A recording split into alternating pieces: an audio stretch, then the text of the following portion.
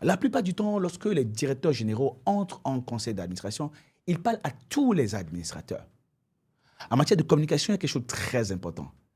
Qui est mon audience cible et clé?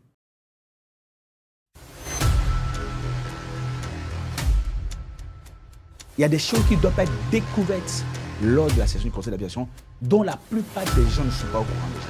S'il y a un sujet délicat et critique, il faut absolument faire la réunion avant la réunion. Naturellement, ne sois pas naïf. Même si à 1 heure du conseil d'administration, quelqu'un t'a dit que c'est OK, que lui est convaincu, il est possible qu'à 10 minutes du conseil d'administration, quelqu'un lui envoie une information complémentaire ou lui envoie un message qui change totalement et entièrement sa position. Assure-toi alors de ce que, jusqu'à la dernière minute, tu sais ce qui se passe.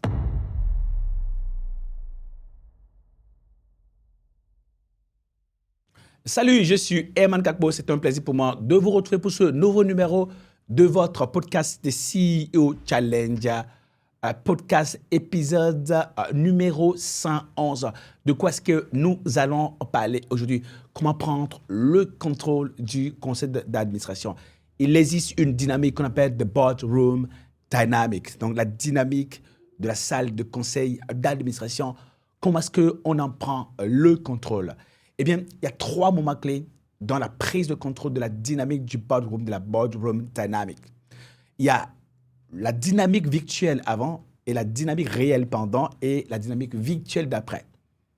La plupart des gens qui réussissent à prendre le contrôle de leur conseil d'administration maîtrisent parfaitement le avant la session du conseil d'administration, le pendant la session du conseil d'administration et le après la session du conseil d'administration. Comme je l'ai dit dans une des vidéos, eh bien, au lieu de chercher à rassurer un conseil, il vaut mieux lui donner de la perspective.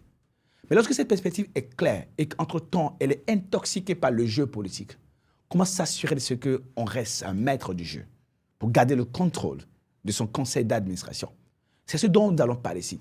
Nous allons d'ailleurs en parler pendant 5 jours lors de notre Executive Leadership Workshop qui va se dérouler du 26 juin au 2 juillet à Cape Town, en Afrique du Sud. Nous allons parler donc du coup du thème de la gestion des parties prenantes, jeu politique, mobilisation des acteurs clés et gestion optimisée de la relation avec le conseil d'administration. Et pour gérer du coup efficacement cette relation avec le conseil d'administration, il faut s'assurer de ce que vous savez exactement quelle est la dynamique actuelle du conseil, comment la dynamique a évolué et vers quoi la dynamique va évoluer. Naturellement, la plupart du temps, lorsque on est dans des secteurs qui sont, on va dire, très normés et réglementés, il existe au sein du conseil d'administration des gens qui seront là à garantir et à s'assurer de ce que, eh bien, on ne dépasse pas, on va dire, eh bien, ce qui doit être fait pour rester dans les normes réglementaires. Mais en réalité, il y a toujours 1 ou 2 personnes qui tirent les ficelles. Il y a quelqu'un dont les autres dépendent. J'ai l'habitude de dire qu'un conseil d'administration, la session est un folklore. Si vous observez bien la dynamique, il y a une personne qui parle beaucoup ou bien qui ne parle pas beaucoup. Ou bien il y a une personne qui, quelqu'un allait dans un sens et la personne décide d'aller dans un sens donné, parce qu'ils ont des intérêts dans d'autres situations qui vont dans le même sens, eh bien, les autres sont obligés, donc, du coup, d'aller dans ce sens. La maîtrise de la dynamique de la salle de conseil d'administration, eh bien, c'est que vous puissiez savoir exactement qui, lorsque la personne prend une position, il tient trop d'intérêt pour les autres et ils sont obligés d'aller vers lui. Vous identifiez cette personne-là. La plupart du temps, lorsque les directeurs généraux entrent en conseil d'administration, ils parlent à tous les administrateurs. En matière de communication, il y a quelque chose de très important. Qui est mon audience cible et clé? L'audience clé. Quelle est la personne, si j'arrive à la convaincre, eh bien, les autres vont, et que la personne dit qu'elle est convaincue, les autres vont s'aligner comme des moutons de Parnuche. J'identifie cette personne-là et je sais exactement quelle est la rhétorique. Je sais exactement quel est le narratif. Je sais exactement quel est le fil conducteur communicant qui fera que cette personne va dire « Ah ouais, ça, je vois de la perspective. Je vais l'identifier et je maîtrise cette personne-là. Et je vais commencer par maîtriser, donc du coup, le game. Ensuite, il y a des gens qui ont souvent des objections. J'ai eu la chance la dernière fois de suivre un keynote, n'est-ce pas, de Benito Sou sur le closing. Et l'une des choses qu'il partageait aux participants lors des journées commerciales, de la croissance commerciale, des Sales Growth Day, qui a eu lieu donc du coup le 11 et 12 mars dernier à Cotonou, il disait que dans l'argumentaire, il faut s'assurer qu'on traite avant les objections que les gens pourraient avoir. Tu as eu un conseil d'administration la dernière fois, n'est-ce pas? Et les gens t'ont attaqué sur des sujets. Lorsque tu viens à nouveau en conseil d'administration, assure-toi de ce que tu les rassures quant au traitement proactif de ces points. J'imagine par exemple qu'il peut se demander si aujourd'hui l'entreprise est en mesure d'être solvable sur les 6 prochains mois. Je suis heureux de vous annoncer que cette question est résolue. Nous avons dégagé une marge de trésorerie de X montant. Donc, quand tu as créé ça, il dit, ah d'accord, nous on voulait l'attaquer sur ce point, voilà que, tiens, il a réglé ça. Donc, tu désarmes les ennemis. Tu prends le contrôle de la dynamique du déroulement du conseil. Tu vois ce que je dis un peu? L'autre chose importante, c'est qu'entre-temps, il y a des gens qui ont préparé des fusils pour tirer sur toi. Et heureusement, quelqu'un t'a vendu la mèche. Là aussi, ils ont des objections. Ils vont dire par exemple que l'entreprise n'est pas en mesure de payer les dividendes, n'est-ce pas, avant 18 mois, avant 3 ans. Et que dans une mesure comme celle-là, il faut réduire les charges et qu'il faut trouver un autre directeur général. Là aussi, tu les prends de coup et tu proposes un plan. Et tu dis, je suis heureux de vous annoncer que, contrairement à ce que nous avons dit lors du conseil budgétaire, nous avons eu des changements entre le conseil budgétaire qu'on a eu le 11 novembre et le 31 décembre qui font qu'aujourd'hui, nos ratios permettent de verser des dividendes à nos actionnaires. Ils vont dire, waouh, ça c'est un point sur lequel nous on voulait l'attaquer. Et là aussi, voilà qui nous a pris de coup. Pourquoi? Parce que tu as identifié ça a priori et tu as traité l'objection a priori. Et ça, c'est quelque chose de très extraordinaire parce que les gens viennent en se disant, cette fois-ci, on va l'avoir, cette fois-ci, on va le tuer. Or, tu as traité l'objection avant. C'est magnifique, non?